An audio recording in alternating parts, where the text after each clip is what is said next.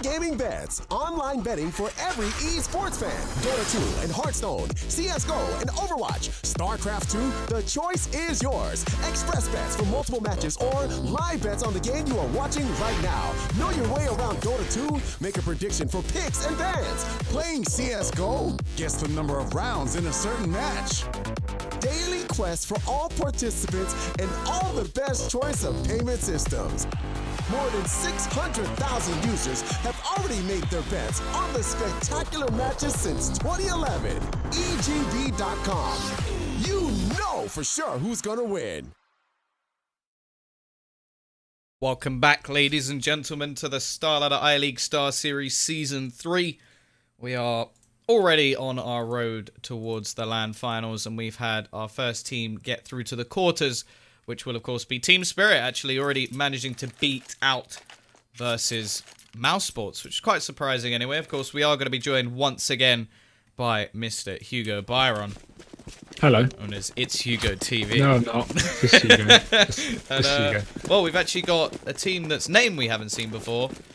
Actually, both teams, I suppose, in this stage of the tournament. But Team 123 picked up by eFuture, which I think is actually a Chinese. Yeah, they are. So that's interesting, at least. And, well, they actually managed to get themselves through the groups. Going to be looking to try and get through HellRaisers to the final, or finals. And, well, what do you think of that? Do you think they can do it? I mean, qualify, I want to see how they play first, but I feel like people are looking at this as a massive win, easy stomp for HellRaisers. And with HellRaisers not having a lot of experience recently, in terms of they've not been playing a huge amount of events, comparatively to other teams like Flipside of a similar level, right? I think there's definitely a good chance that eFuture can take this off them. eFuture is a team that really has been doing very well in leagues like ESEA Premier, obviously in the Starladder qualifiers as well. I feel like, with the addition of Mertz, well, not the addition, like he's recently joined, but, with Mertz on the roster, the arguably best player, people like Cyclone and Rezex who can step up massively, eFuture are in for a serious shot of taking out this best of three. Only issue is this map pool, right? They picked Cobble. eFuture picked Cobble, one of HellRaiser's best maps. That doesn't make a lot of sense. I feel like I was looking at it and sort of thinking they probably could have just left it in and it would have come up anyway as the second pick, because HellRaisers has always been very confident on this map. Again, I actually really enjoy watching Angel play over towards the A site, and I think Bondic, this has been one map where he's always been very, very good, but we'll see. Maybe they can take this one off them, and not a bad start at all. The head of Angel is going to be removed within seconds of this beginning. Here we go. Pushed up in towards middle from HellRaisers is going to be Acorn, backing off, trying to find himself a second pick, but it's Cyclone to take the head off too, in fact. He's doing massive work. He will land a third. DevFox trades twice-fold as well, tenfold. Now, bomb dropped over in middle in the hands of eFuture. They got complete control. DevFox trying to look for another opening. He gets a dink. It's actually going to be the kill coming up from Rezex. What a clean round to start things off here from the eFuture side. You've really got to be worried if you're HellRaisers. That is not a good start, considering they've got completely wiped down by Cyclone.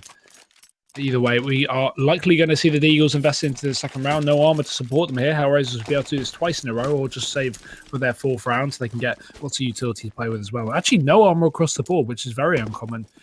Two PT50s as well, you'd expect a bit of armor supporting, but maybe they're trying to get this bomb down and go for the buy in the next round, saving a bit of cash for that, which is definitely possible, but it's a bit of a risk play. Because obviously if they don't get the bomb down here, they won't have any money, and it'll have to be, again, another eco with no armor.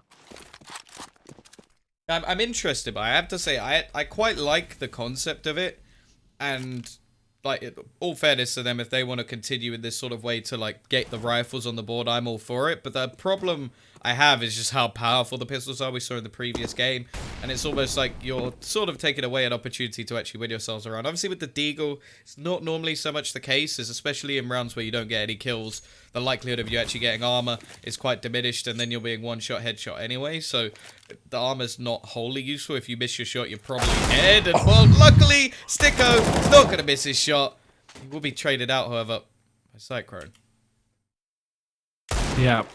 And four still in play, and eFuture with a very safe buy with these rifles here. Only one SMG on Rezex. We are going to see another peek out for Cyclone, looking for a little bit more. Nice pre-fire there onto DevFox. Takes the heads clean off. And Bondic and Zero are going to be the last two remaining here for the T side, as we can see them trying to split back in towards B. Control towards drop down from Bondik and Zero, looking for the opening back over towards Long. I love the name Bondislav. I'm not going to lie.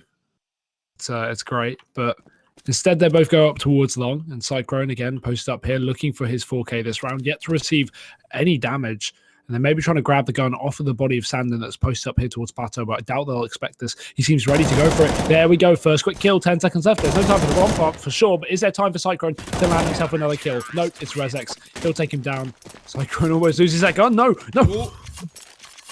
Oh, that was scary. I wonder if he's got a sister called Bondislava. Maybe. I was, yeah. You hate me so much for that, don't you? I know. I was just trying to ignore it, Just get on with my life. I don't need to listen to you. You don't hire me. I have no power here. Oh.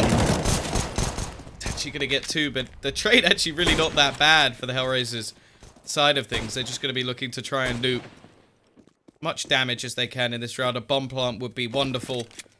Obviously, in terms of their monetary position, DevFox is going to be able to get an AWP anyway, so that's not too much of a problem for them overall, but any more damage they could do is welcome. Now, Zero is actually going to have the rifle. Now, no armor is going to make things very difficult for him, but at the same time, if he could isolate a player, maybe someone could bait out a little bit because they only have a pistol. There is still a chance for him to take one or at best 2 players down. If they get too much more than that, I will be a little bit worried for the eFuture side going forwards. But we are going to see Rezex posted up close and personal. This UMP is just going to shred now. Both players very low on health. Now, Bondik may be able to take one with him, but Rezex just finishes off all 3 players, makes himself a tasty $1,800, and that will be the quick 3-0 for eFuture. Yep, nothing too damaging there for the Danish side. However, this is the buy that we go into. HellRaisers going to have the rifles in play, and plenty of them at that. Hellcase. DevFox not opting to go for the AWP, or none of them really. As we can see, the investment coming in full rifles, despite the money being fairly good. And Mertz, finally on his AWP. If you have not seen this team play before, keep your eye on Mertz. He is a filthy player. Some call him 300 Hertz Mertz, and he's posted up towards middle with, yeah, and me, pretty much. We're the only people. I mean, Fetish calls him 300 Hertz Mertz, but Fetish, speaking of him, it's not actually coaching right now. I wonder if that will impact them at all. So he has been coaching pretty much every match that they've had so far in Premier, for example. So good damage out early on through the smoke. Sanders going to tag down Stiko. The HellRaisers backing the bomb towards the A site. I'm surprised DevFox actually did have the money to go for an AWP in this scenario. He even has $1,200 still in the bank. So they've made the active decision not to go for the AWP in this round. It could be due to the play that they plan to make, but going over towards this A site can be quite nice in latter round scenarios that we saw from Davkos just to set him up. Push will come in. Mertz is actually going to miss the shot, and we'll have to fall back. Not a whole lot of control, but never mind. He makes up for it, gets the double. Bondik will be able to trade one back, but that's already the round at least firmly in the favor of this CT side. The push will come back in. Bondik with a good opportunity to find Mertz, trade one back. DevFox will be able to get another in the meantime, but he's down to just 4 HP. It doesn't actually have the knowledge of where either of the players currently stand. Here we go. Cyclone going to spot the jump as well. I think he could be able to wallbang this. I'm not sure if he's fully aware of the health left on the man. He tries to push himself up. The thing is, 10 seconds left on the clock. Bomb in the open. He needs to hurry the hell up. But Sandon is in position. There we go. Orb should be saved as well. And hell, I did just tell you to look out for Mertz, and I'm glad I did, because a nice collateral there down middle from the man. We are going to see 4 in for eFuture. HellRaisers, slow start so far. Not got themselves around on the board. And without the bomb plant in their round as well, their money is going to be impacted due to it. They're just down to a couple of pistols, and a bit of armor can be bought up alongside it, obviously, because they have a loss bonus in play. They have the max loss bonus after this one, so 3,500, 3,400 is going to come in regardless of what happens here. So they can at least buy up a few pistols, down to 2k, and some even on 1k, because they know their economy is going to be absolutely fine next round. Yeah, I'm interested by the amount of utility they've actually invested into this round. You can see DevFox doesn't have enough for armor, but does have enough for all nades. Mertz Already going to be getting the first. Quite a lot of aggressive angles currently being held by this CT side. Obviously, they know what's up against them in this scenario. Going to see Sticko actually throwing the pop flash, but Sandon's position should allow him to at least get one. Maybe the isolation of the orb. Mertz has to be a little bit careful. Obviously, he hasn't been tagged at all as of yet. Will still be firing shots through the smoke. Even gets a second with the P250. And, well, so far, so good. Only Bondic left. Can retrieve a little bit of utility. They will know that he's still here. He makes himself known. There we go, one quick kill. Doesn't know Sandon's still up here, but he's got an inkling. And with 10 HP left, the man's got to be very careful. He doesn't get taken down here. Bondic backs off, but he doesn't realise he's getting flanked as well. How does Sandon not die there? 10 HP, gets aggressive towards Long to chase down the kill, and he gets away with it as well. And the thing is, as much as it worked out, that aggression from Sandon was very unnecessary, as there was a flank coming out anyway from eFuture. He was very close in the halls. So, either way, 5-0. They only lose, one player again, so it's going to be HellRaisers now, back on their bye. This time, Tom, they've changed things up. They've realised the economy, and they've gone for the AWP on Dead Fox. Obviously, a bit of a change of pace, I can imagine, as they will likely base this round around him, posting him up towards angles, hoping that eFuture walk into his crosshair. And that's going to be really how you use the AWP on Cobble. Just post up in an angle, go towards A long, go towards B long. Not typically a huge, entry fragging gun in terms of pushing with power. You're going to want the rifles for that, but you can definitely wait for early aggression for the CT side, because Cobble is a map that features a lot of it. You can get that boost over towards the long B. You can just sit outside of middle and hold the doors or A long. You can even occasionally go towards drop down, although that is not recommended. So eFuture looking to take the next buy round by storm. See the pop flash out. Very passive hold currently in a core. Going to be all the way back towards wood, just to try and basically waste down the time. We saw this previously from HellRaisers. They did get stuck in the mud. Sandon already going to be rotating back over. Look at the aggressive position of Rezex as well. Boosted into drop. And he stayed there so late into the round. Surely Bondic can't predict this. Even with the little peek out. You have absolutely no idea that he's going to be ready and waiting for him. Sticko looking for the counter flash. Now, they'd expect Rezik to have fallen back here. He hasn't, and he may have even heard them running away in this scenario. Look at how far back the CTs are.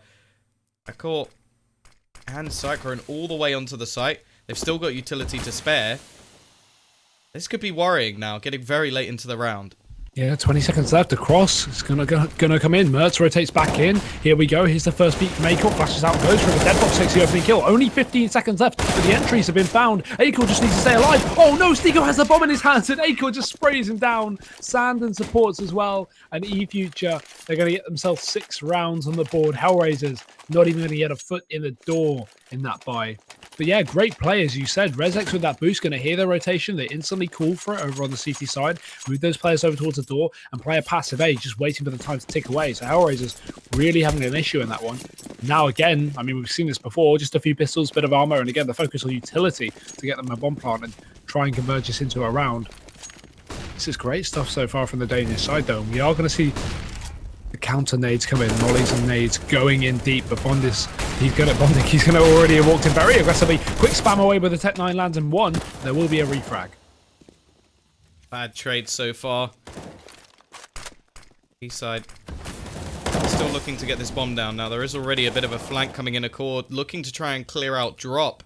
But actually in the meantime, they lose Sandon, and this could actually be the first round win coming in for this T side with the pistols. Now, Angel is going to be looking aggressively, and well, they keep 3 players alive. Can they retrieve weaponry? Sticko already gets himself an AWP, and actually they get an AK, so really nice round, a huge economy saver for the T's, and I think if they win one more, they're actually going to be looking to push a bit of a reset onto the side of the Danes.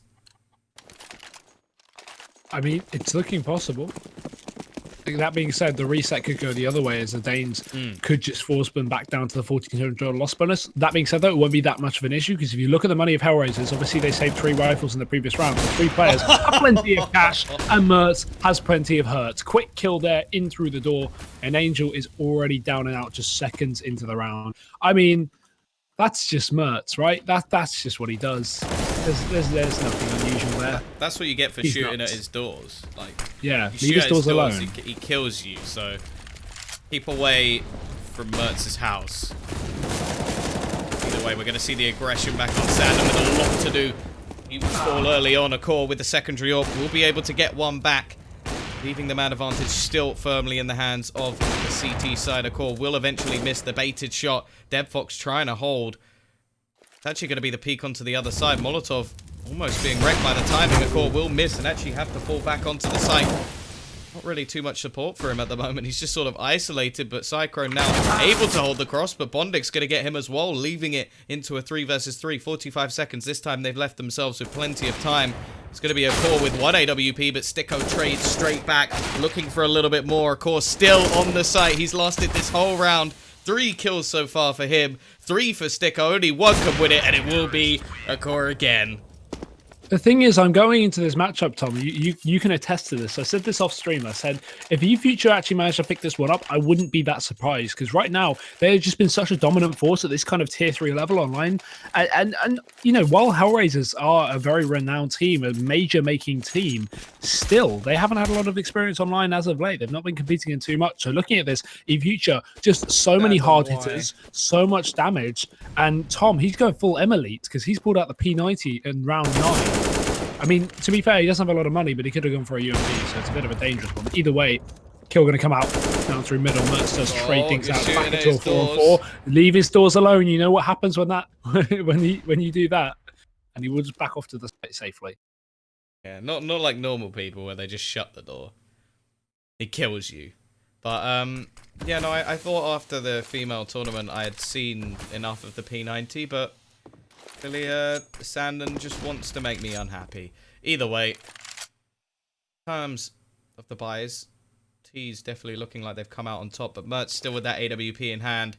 It's definitely something to look towards. In terms of the setup, it's not bad at the moment, especially when he's looking over towards that mid position, just waiting.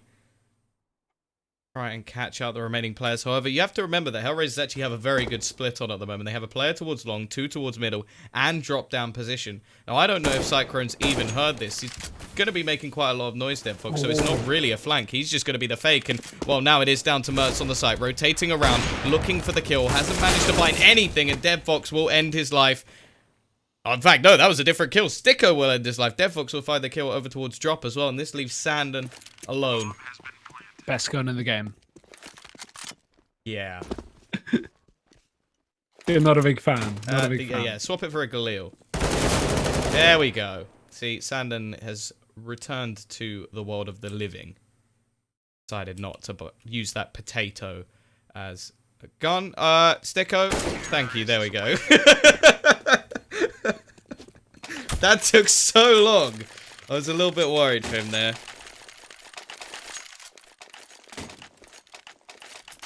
Yeah, but either way, Pistol's now out for the Danish side. HellRaisers finally had an impact into the economy. This is what you're saying. Despite, obviously, this long streak of rounds from eFuture in terms of keeping players alive, it's been very up and down. So they are only going to take a couple of rounds ready to reset.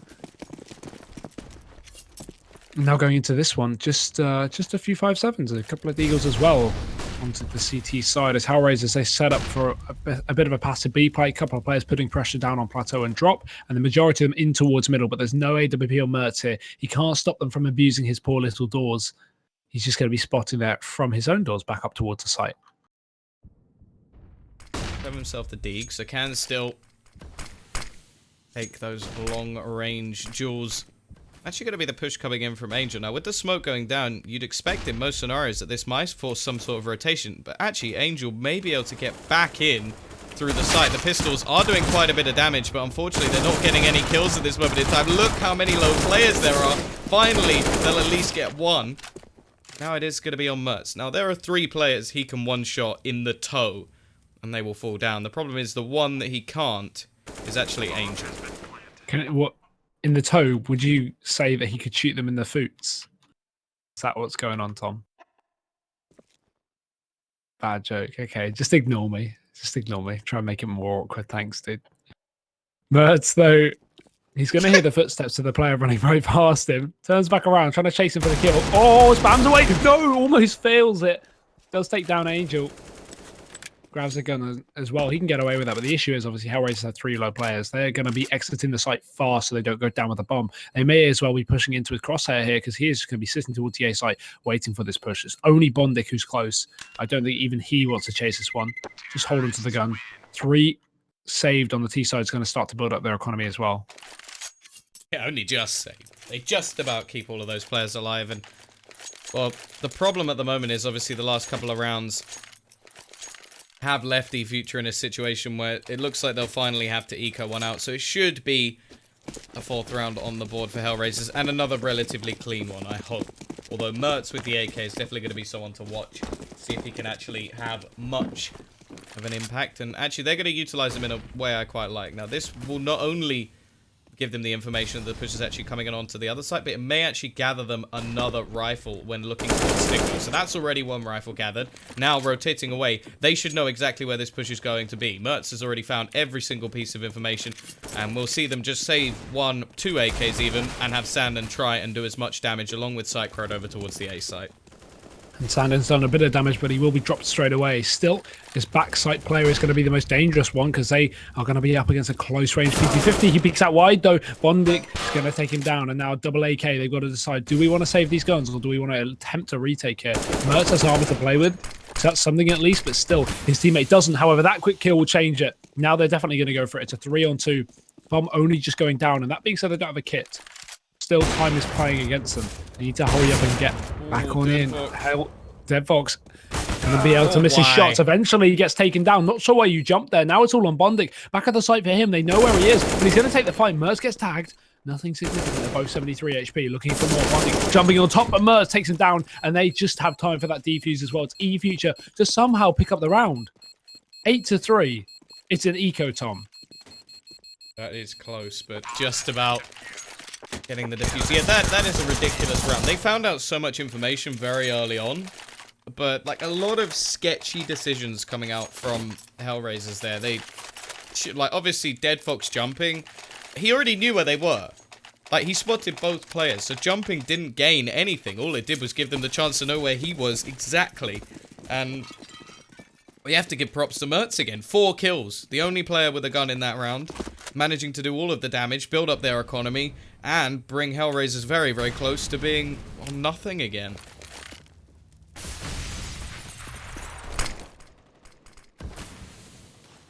Towards middle, we'll see Angel looking for an opener. Gets tagged down a little bit there, but a bit of a back off anyway from Mako. Doesn't want to commit to a fight, just jumps. What is it with this team in jumping, Tom? They're just jumping into the crosshairs of eFuture. Great shot from Mertz with the smoke. eFuture now rotating their players back in towards B, and they've got a quad stack on here, although just as I say that, Rezek's going to move himself back into the connector here. HellRaisers is yet to commit, and I feel like they were just hoping that that one mid player could get some kind of split or get a kill over towards the A site to force a rotation. HellRaisers T side seems very, very like empty. They don't really seem to be showing anything here that is too interesting. And that is definitely showing itself in terms of rounds. Only 3. And looking to like another one going to be going the way of eFuture so far, with the time ticking away and the man advantage still residing for the Danes. Looking like they're definitely struggling at the moment on the entries. Zero will be able to get them 1 at least. There's already 3 players currently dedicated over towards this B site. Make it 2 with bondik, adding another to the death toll. And actually, Cycrone stuck in the corner. Will this angle be checked? It may not be needed to. bondik gonna grab another one. Cycrone will finally trade, but now he's isolated. Zero coming in from drop will be able to finish him off, and it looks like bondik may have just won them around. Accord, the last one left alive. Sticko low. Bomb will eventually be planted. And Acor just trying to get himself back on in, but nope, Deadfox will deny it. Good stuff there from HellRaisers. Despite the man disadvantage, they get back into the round very effectively, and they manage to clean it up and only lose 1 more there on. But 8-4 now. Still, eFuture going to be forcing things up, and I don't really blame them the way this game is going. For already on an eco, they can win a force. It's going to be 2 M4s, 2 pistols, and a 3rd M4 brought up as well, but Acor can't afford any utility behind that. I feel like at that point you get a 3rd UMP, or a 3rd weapon as a UMP, and you give all the utility and put a kit on him. Because despite eFuture winning that eco a few rounds ago without a kit, it's very, very rare. Even on ecos, when they do very well and the T's get the bomb down, it's usually the time that gets back to haunt you. So I feel like a kit is very necessary in these kind of rounds.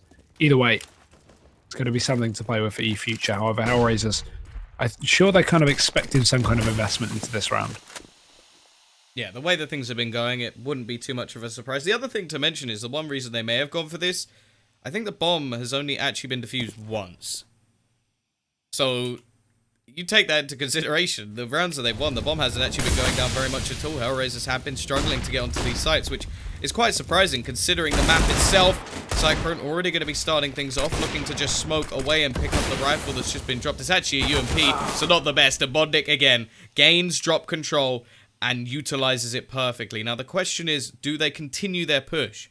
Because obviously there's quite a lot of, well, sort of niche angles that can be held over on this B site, close range ones that will benefit those pistols quite significantly. Does look like they are going to continue. Now, DevFox's scope may have just given his position away. Sandon should know there's somebody close. They do actually have a Molotov onto Zero, but he's more in towards drop. And here comes the peak. Sandon not able to do anywhere near as much as he'd hoped to achieve. And you have to look towards Mertz now and say, okay, do you want to challenge this versus 4? The answer should hopefully be no.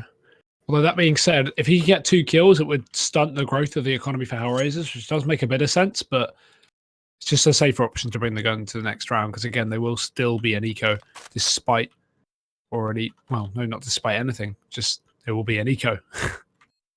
So 8-5, HellRaisers slowly but surely bringing this one back, and it's definitely not over despite a really good beginning of the match from eFuture.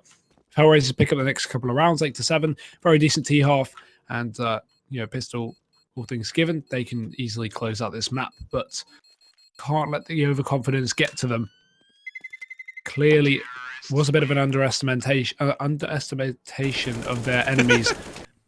I'm sure that's a word going into the first few rounds of the half. So now it's going to be an eco, full eco, no investment here from the side I'd of like eFuture. to see someone get that on a Scrabble board. Overestimation. Overestimation? What yeah, word no, is it? That's correct.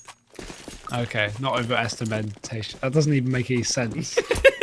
I've never said that word before, so that's all right. There we go. Sorry, English isn't my first language, so. Yeah, no, it's salt and PM. Mert's gonna be the one-man army once again. We've seen them pull off a round with just him having a rifle. Not quite the AK this time, but we are going to see push in his direction. Quick start. Mertz will be able to trade one back, but that will be all. Now it's down to just the pistols. The bomb actually lurking at the moment outside the B site, so could still back in.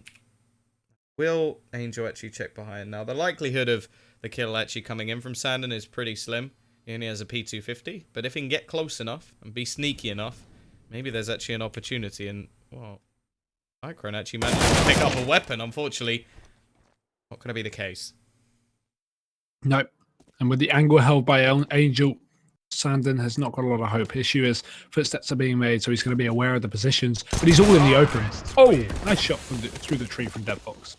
HellRaisers, they're up to 6 rounds here. 7 is looking likely here as you see the money from eFuture really is not that good. Got a few M4s in play, I'm sure, but I imagine some SMGs or some auto shotguns, Tom. Yeah. All those. You never know. Just throw that in the mix. Let's go, Resix. Definitely a map where shotguns can come into play. Yeah. Won't be surprised to see it over towards Broken Wall. Maybe even drop down. I do think Broken Wall's slightly better, but shotguns have been played on this map for a long, long time. But to see it brought up, it's not really anything too surprising. We'll utilize most of its utility in, well, basically stopping the rush. Unfortunately, that doesn't leave him with anything else to play with for the rest of the time, and HellRaisers have been playing relatively slow so far. Now, he's actually going to go pushing.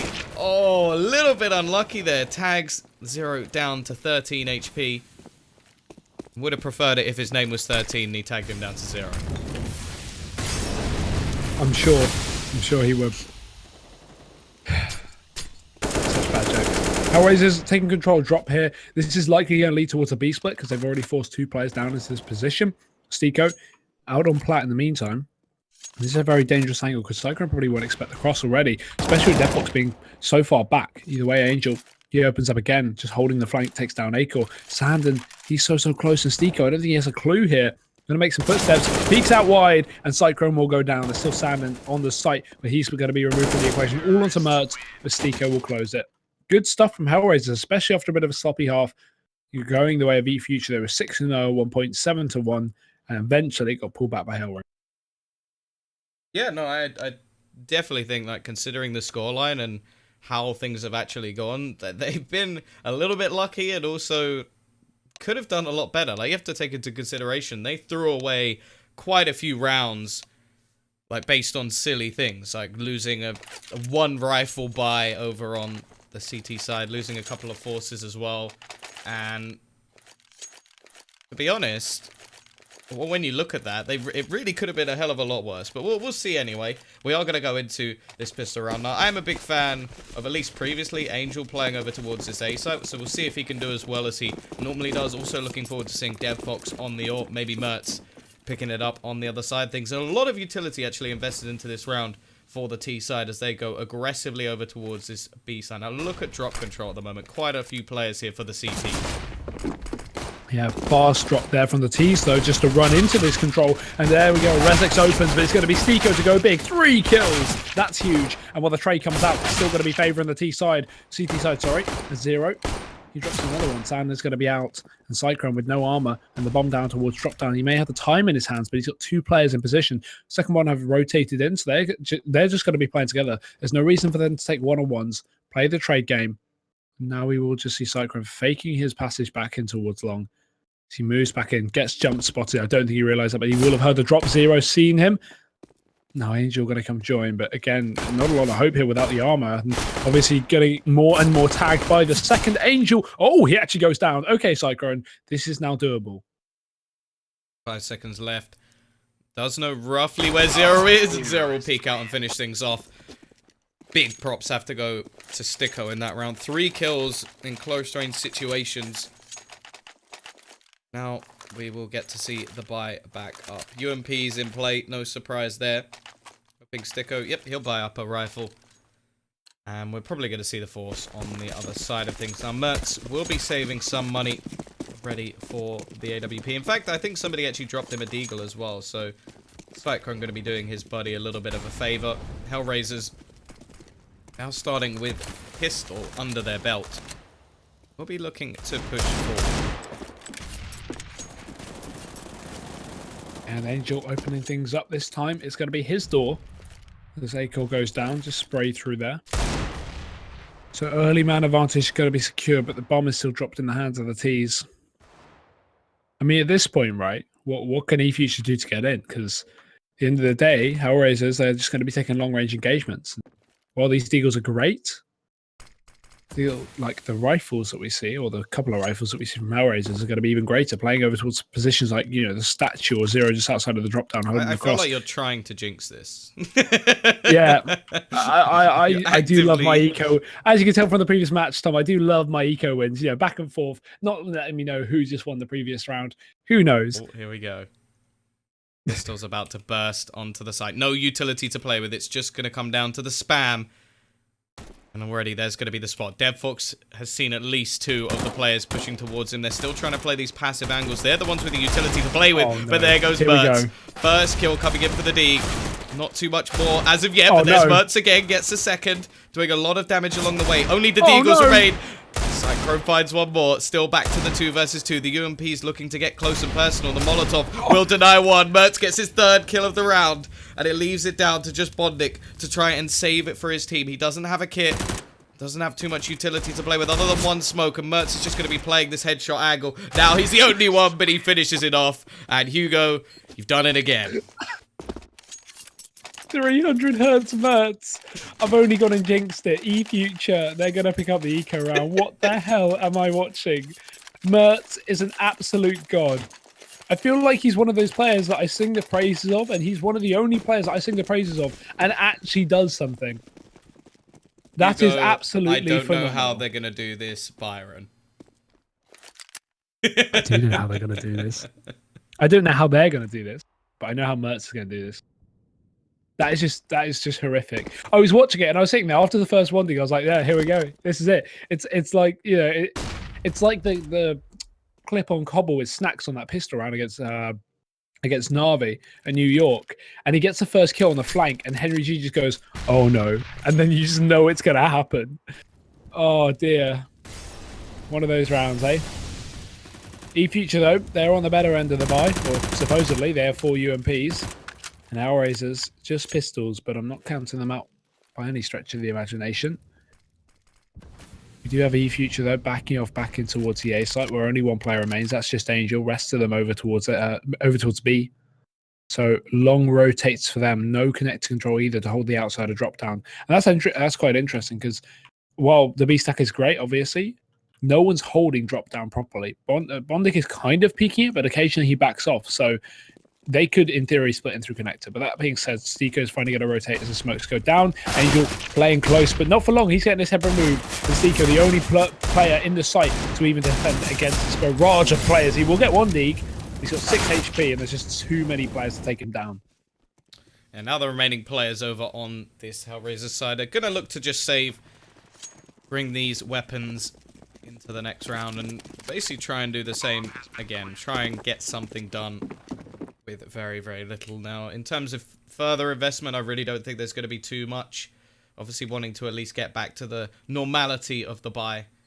And this will be great, obviously, for the economy of the Danes, because normally after winning that second round, you're able to get a few extra buys as long as you do, obviously, shut down the forces that come in. However, from HellRaisers' perspective, they're going to have a few weapons, can maybe go for a little bit of a stack to try and stop anybody doing too much damage. And especially with a UMP in play, you can make quite a bit of money if you're able to get a few kills.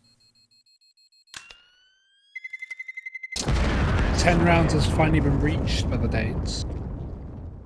And some would say an upset. What I would say is just nuts. But he is top of the scoreboard right now, 19 and 11. On the side of HellRaisers, pretty normal. A couple of players lacking behind, but Bondic up there with Stico and Zero as well. So, as you would expect. And eFuture, now they have a couple of rifles to work with, more so than the previous one. The HellRaisers still don't have, a better buy by any means. They have the same 3 saved weapons, obviously, and just a Deagle on Angel. Stico's not even going to invest into this one, so it should just be another clean round for the eFuture guys, but obviously pistols are pistols, Tom. So, into long they go. Acor is going to be trying to get himself up close and personal, although setting up smokes, it seems, it's going to be far preferable when playing up against pistols. The issue is, obviously, when you're up against pistols, they can jump in through the smoke, have that accuracy while moving. SMGs are going to be dangerous there as well on Bondic. So while smoke's obviously good to get them into the site, it can be dangerous in the long run. I think the positional play has now been noted by Angel. He's going to be rotating back in, so it will be every single player. He actually changed his mind, but here we go. Up close, Bondic. The 1 SMG is down and out. Zero going to jump back in. See quite a bit of control at the moment already gained. It's going to be these close range positions. Mertz adds another to the death toll, and while this is just shut down at the moment, leaving just Sticko left. Completely out of this round. Doesn't have anything to play with. By not looking too bad in the next round, but I'm actually wondering if they'll have enough to even get an AWP. I don't think they will, so DevFox will be struggling in that regard. And one of the things I actually wanted to see from this team is that CT side AWP. In fact, just the AWP in general, I don't think DevFoxes have anywhere near as much impact as we've come to expect from him. No, that is true. I mean, Cobble, especially on the T side, isn't as AWP dominated. Tell but that to CT Snacks. side, well, okay. Shotguns aren't very dominant on most maps, but tell that to Snacks as well. True. So going into CT side, obviously it is Can far more be. dominant, but we're early days. Yes. So let's see what he can do when he eventually gets on it more consistently, and hopefully HellRaisers win some rounds so they have some money to play with. If that is the case, it'll be nice to see how he utilizes it, but obviously it's been a long time coming. He has been very quiet, you are correct. Back into the round. Quite a bit of control already gained by the T's. We're going to see them look to push forward towards this A side at the moment. The bomb yet to be retrieved, but with Rezek still playing a Lurk, I wonder if he will try to take over drop. They still have a couple of UMPs in play, so I wouldn't be overly surprised if they did send someone in that very direction. Now, Sticko's spot, actually a little bit more of an off angle. You normally see players tucked into the corner. Now, probably my favorite strategy I've seen in a while was actually having 2 players. One just in the corner, one on the barrels, just because it was so unexpected. It didn't work, but either way, for now, we are just going to see this push coming out. Flash is working wonderfully trying to get close and personal. We will actually see Angel go down. Sticko doing a lot, but it's looking like Bondik is there. And he'll be there to shut down the remaining 2 players. Nice crossfire from the CT side, and only losing 1 player definitely going to help out their economy. Problem being, still going to be a buy back up on the other side of the board, and they will still have to invest quite a bit to get all their utility back in play. Yeah. There's still no AWP on the side of HellRaisers. We're just going to be sticking with the rifle and Dead Fox. So, again, if they pick up this round, they can take that off. But aside from that, don't see him buying up just for the time being, because the CT economy yet to really build up too extensively. I mean, they'll get 3k for the win, right? So, in theory, if Dead Fox dies or someone else around the similar level of money, like Zero dies, they could drop it over. But either way, eFuture already forced up 1 towards the plateau. That's Sandon. He gets very tagged down. Dead Fox, nice pre-fight there on the peak as well. Takes down Sandon before he even exposes himself fully. The eFuture now are man down here. They're going to have to pressure towards somewhere else to try and find another pick and equalize it back into a 4-4. And Rezex will do exactly that. Drop side in. Lots of utility usage. Styko, he will hear it. In the meantime, Mertz is just clearing up A long, trying to find himself an opener over towards that side of the map. Still, though, Rezex waiting for this peak to come towards the drop down. It's Stiko to back off. I think he's actually given up with this. No, he's actually repositioning to closer. Good angle still. Rezex is undetected, and Mertz, he's putting this pressure on. Oh no, the Molotov going to hold him back. Rezex waiting for this jump up. Oh no, the timing. Stiko takes him down, and now Mertz, he needs to refrag. They've already lost 2 men, but the bomb, they're going to pick it up and run right back. There's 30 seconds left. They haven't got time for this one, and Acor will go down. That should seal the fate here of eFuture. Yeah, looking like they're just going to save. They've had absolutely enough of this picking, or getting picked off one by one. And, well, it looked like for the whole of that round, they were waiting for somebody to win a duel. Mertz constantly peeking out, clearing angles with Molotovs, found absolutely nothing. And every other peek they made just ended in misery. Even though in a lot of the situations, as we saw in Drop, they had the advantage. The position of Rezex was perfect. It's just it was scripted in the end. The CT side worked it out. And, well, what a wonderful way to finish off that round. They pick up a few AKs. They don't lose a single player. The FAMAS is traded out for an M4. And, well, you wanted to see them actually pick up an AWP. Well, they're not going to need to because no one died.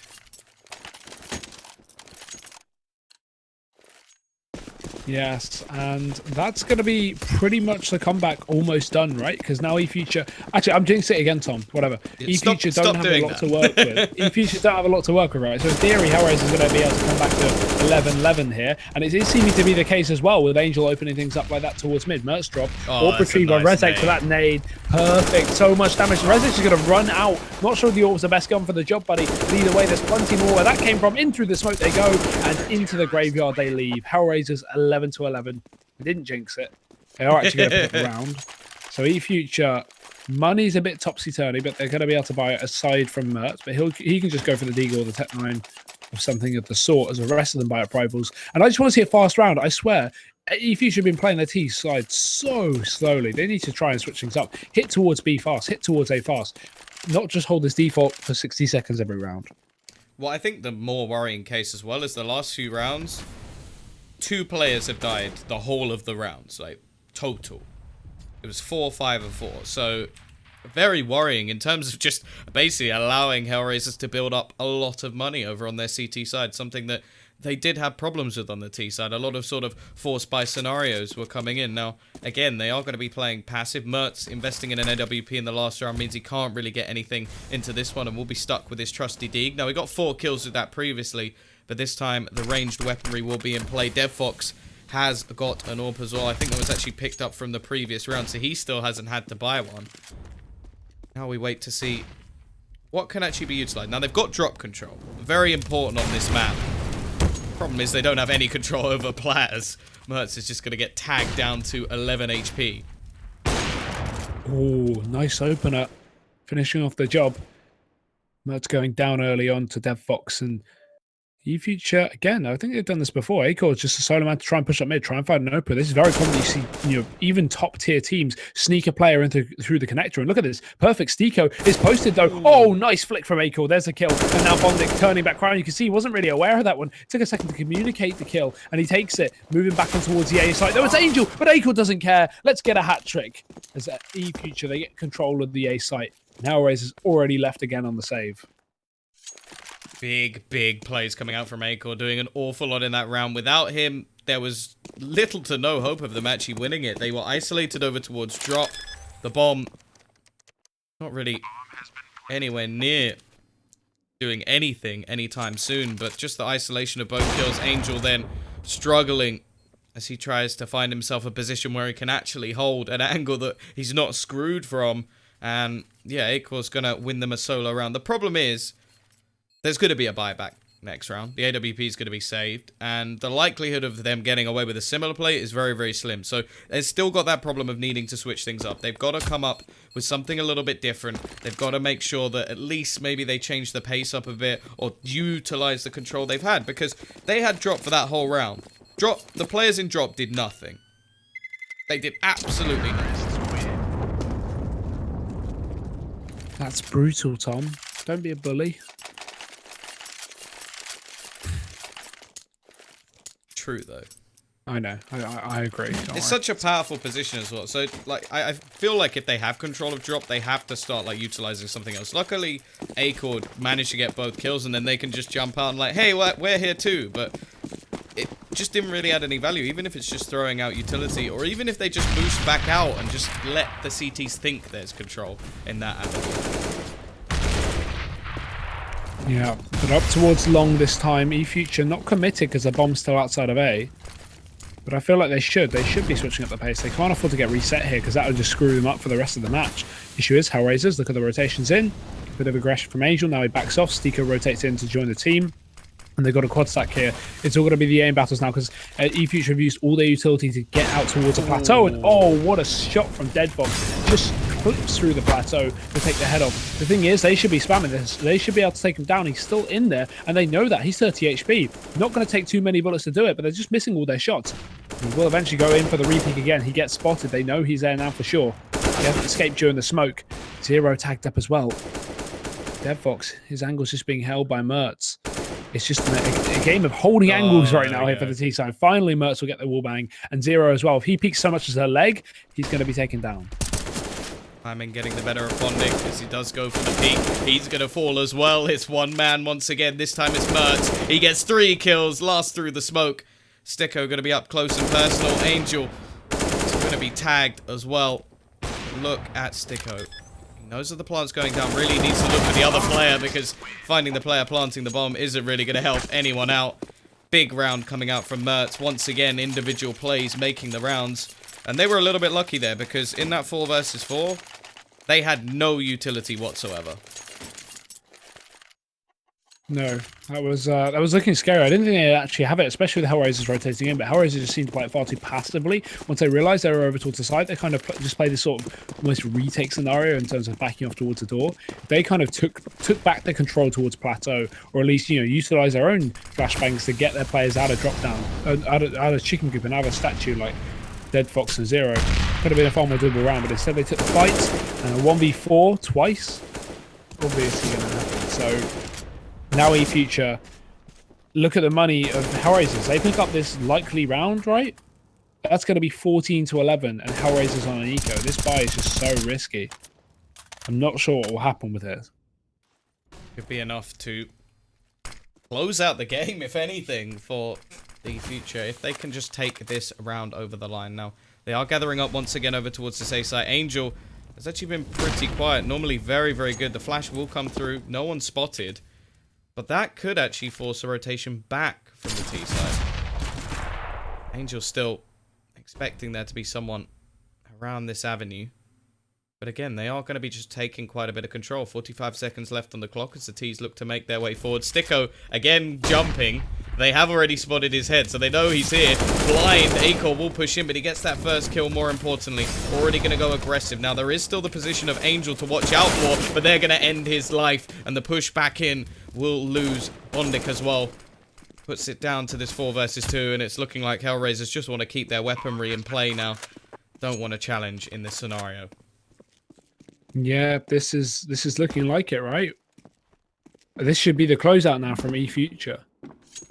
Because while they are saving 2 rifles, they're not going to have a great buy coming in here from the CT side. Oh, okay. Cyclone calling in for a pause. Well, this is Ping a issues. yeah, technical pause, so should hopefully it'll be sorted out relatively soon. Again, pause not working out. This pause could actually help quite well for HellRaisers because they've now got to think what they want to do. Now they have 2 rifles in this scenario. They can force here with UMPs, maybe a scout, something of that sort of nature, and try and play it out now. Or they can wait until they get 2,900 in the next round and have rifles on every single player, because the remaining 2 players with their rifles now don't really need to buy too much. And it gives them sort of a 2-for-1 scenario. Whereas if they force now, they'll literally just have that money to actually play into the next round. Obviously, it does mean giving over map point to the Danish side. And that's obviously risky in itself, but I feel like a confident team in this scenario would actually not go for the buy. But I feel like if you're getting beaten by a team that's in, is supposed to be a good level below you, HellRaisers might not be too confident. They might want to just try and force it up, try and take the fight. Either way, we'll have a look. I mean, the fact they haven't invested yet makes me think they probably aren't going to. Angel's already on a Deagle, so I can imagine you're going to be right here. I don't know. Again, I find it surprising that we're seeing eFuture win. Yes, this is on their map pick, but this is a great map for HellRaisers, and they really haven't shown too much, especially on their T side. They look very sloppy. Didn't look like they really had any set pieces under control, and a lot of their rounds are kind of default, so they just get picked off and then just fall apart. So, going into the second map, which is Tom, obviously Cash. Okay, there we go. Got it. No, not Aztec. Spicy. I'm looking towards eFuture to actually potentially close this out in 2. That's if they take this one, of course. It's not over. Yeah, well, they have looked very, very good. I do have to say that at least on their T side, a lot of it has come down to very individualistic plays, which, again, on Cash can work very, very well. The problem is I feel like the T side of Cobble is probably a map unlike no other. There are plenty of occasions where one player has gone absolutely nuts on cobblestone, and just because of the sort of entry frag nature of this map, the lack of information for CT sides, and the fact that they have to take aggressive peeks to find things out, that a map like this can easily fall into the control of the remaining, the remaining individual. But if on Cash we see a little bit more of a team-based play, like, I think the way that I like to put it, rather than sort of Yanko being the resident sleeper, you talk about Cash being the tactical sleeper. Like, a lot of teams can pull out that tactical basis on a map that most people will refer to as a sort of aim-based map like Dust 2. So maybe there is still the opportunity for them. The problem is if you don't have someone like DevFox stepping up and a lot of the players have gone a little bit quiet, it can easily come about that, yeah, eFuture will just take this over the line and we'll be looking at what is potentially another upset. Either way, we've wanted a pace change for quite a while. Here it is, DevFox to start. Yeah, nice opener here. Cyclone going to try and push in to get the trade. We've got 3 over towards stairs with no utility. The flushing players out. Mertz, double entry there, but Zero is going to trade things back out again. It's HellRaisers in the driving seat here, but not for long because Acor's still kicking. He does find himself another kill on the bomb. It's actually over still towards the plateau, but look at this aggression. They don't even need to get the plant. It's Cyclone to drop 0, but they just need to play passive here because Bondic, he's still in this to win it. A ding comes on. Cyclone's tagged up, but no rifle has been retrieved for the lone player. So Molotov goes in. He's going to start to push up close. This could be great because a pistol is going to be great in positions like this. He spams away. One quick kill. Oh, Bondic! That's massive. He stops them from getting to map point, and he is going to pick up the 12th round in a row, 12th round on the board for HellRaisers. 12th round in a row. Well, hey, that'd be impressive. Hey, yeah, it would, especially considering they have 12. But, yeah, a big, big round, an aggressive push. The pace actually switched up, and they get destroyed. HellRaisers, they play it relatively safe in that situation. We're almost expecting them to lose that round, but the 2 players well, especially DevFox, stepping up to get himself the double spray down at the beginning. Zero actually very nearly throwing that one away. I feel like he went a little bit too aggressive. But it will be 14 to 12. Maybe map 1 is not done just yet. Both teams' economy on the brink. And, well, here we go. Orc battle. DevFox is going to win. Nice opening there. Exactly what HellRaisers needing. I feel like that round from Bondik may have, I don't know, revitalized them. Caused a lot more confidence. And that is going to be great. Oh, Cyclone? He spotted ahead. Good. Okay. Takes down Angel. That looks scary for a second there. But it's okay because eFuture, they've still got a bit of pressure over towards B. Coming in through the drop down. Molotovs and flashes there are going to be making their way in. Oh, that's a fake drop from Rezex with a pistol.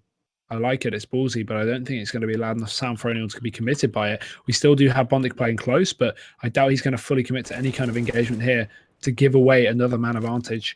Oh, Sticko will, however, run straight into 4, and that's actually going to leave it back to a 4 versus 3. The advantage now goes over towards T side. The CTs are trying to rotate back to get themselves into this A site in time, but thus far they haven't managed to do anything. Bondik will spot one out and actually does quite a bit of damage onto Cyclone as well, leaving this with a little bit of potential long rotation coming in as well from Zero.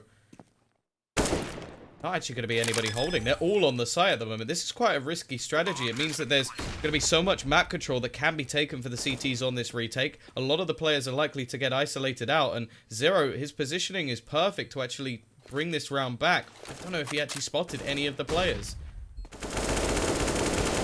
Oh dear, this is just going terribly though. Acor and Sand, and they close out more. And Zero, I don't know why he's even trying this one. Should just be holding onto the gun. Although that being said, okay, 2 quick kills, turns in for more. Could have been a great clutch there, but Sandon says no. And eFuture, they're back on it with 15 rounds done, 1 away from closing out their first map, and their map pick as well. So even though people kind of doubted them coming into this, they have really performed very well. And HellRaisers now left on the last round with an M4 and 4 pistols to their name. I feel like giving Bondik the 5.7 is, he's already proven he can clutch with that gun. Why is he on the rifle? So going into this one now, eFuture just need to play it slow. They know what kind of buy they're going to be up against here from the CT side. Not expecting too many rifles at all. They should play just to try and counter that exact buy. Aggressive push, Rezek. Instant headshot. Sandon actually going to get another one as well. Not looking good in this situation for HellRaisers. They're going to need some impeccable plays, and you can already tell that the rest of their team just looking to try go for some sort of aggressive play. Angel, it's up close and personal. There's going to be quite a few players in his general vicinity soon. We've seen crazier things with the 5.7, but he's just going to be left like a doormat, standing there, people walking over him as they pass on through. Sticko going to try and find something through this smoke, praying the gods are on his side. Unfortunately, there's no happy ace for you this time, buddy. It's him and DevFox to try and save this. Yeah, that's the worst as well. No option to save. It's the last round. So smoke goes down just to hold them up for a few more seconds, and flashes will be going over. This is going to be their attempt at committing. Double flashbang. Stico running in through the through the hole in the wall there. But I mean, what can you even say? It's just such game is over, or map is over. eFuture take it away, 16 to 12 there on Cobblestone. That is their map choice as well, as we mentioned. So that's obviously their best chance of picking up a map.